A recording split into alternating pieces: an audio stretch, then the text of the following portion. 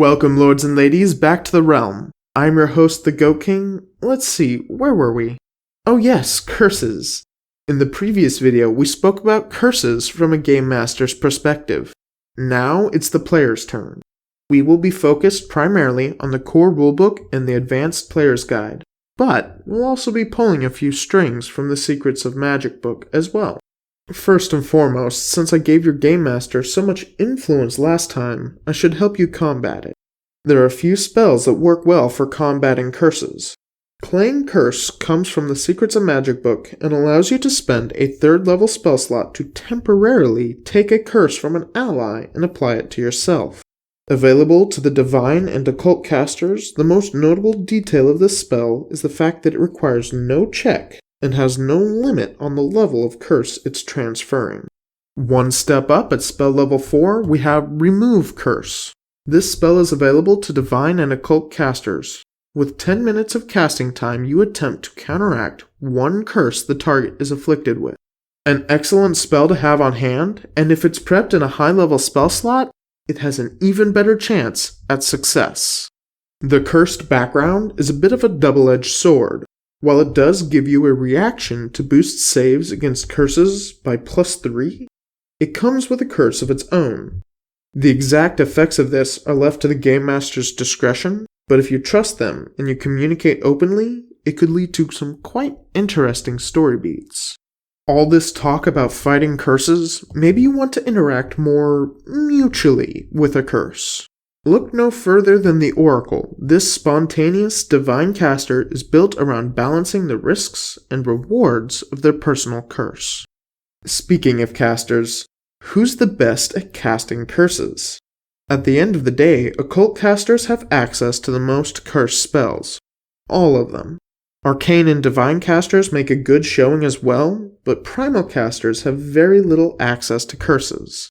I blame that on their spell list's focus on attack spells.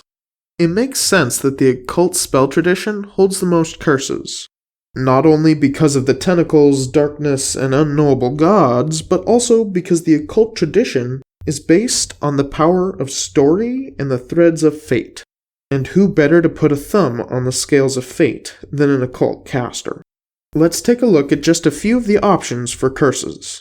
Shutting a bard, noble, or politician down for life could be as easy as casting the Outcast's Curse. If the target fails their save against this level 4 spell, they will have misfortune on all deception, diplomacy, intimidation, and performance checks for the rest of their lives. Dull Ambition is a 4th level spell that saps a target's willingness to act.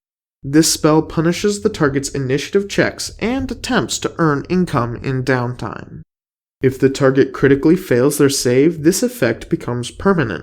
This next spell is special not only because it's a 1st level curse, but also because it's exclusive to the occult spell tradition. Being a 1st level spell, this curse is less potent than the others. Typically, this curse causes the target to roll with misfortune on one skill check or attack roll attempted during the spell's 1-round duration.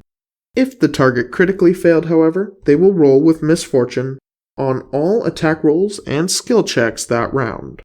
Finally, and this is a favorite of mine, Warrior's Regret is a very useful curse against multi-attack bosses. On a successful save, the curse lasts for 1 round. On a failure, the spell lasts until the target spends a full round not damaging anyone. And on a critical success, the target must spend 24 hours atoning to end the curse. The effect of this 2nd level spell is that the target will take damage every round in retribution for the damage it caused others. As you might have guessed by now, many debuff spells are curses. The real question, though, is, do you have a favorite curse to inflict on your enemies? Or a story about how such a curse changed the tide of battle? Thank you again for visiting the realm. I've been your host, the Goat King, and as always, travel with loyal companions.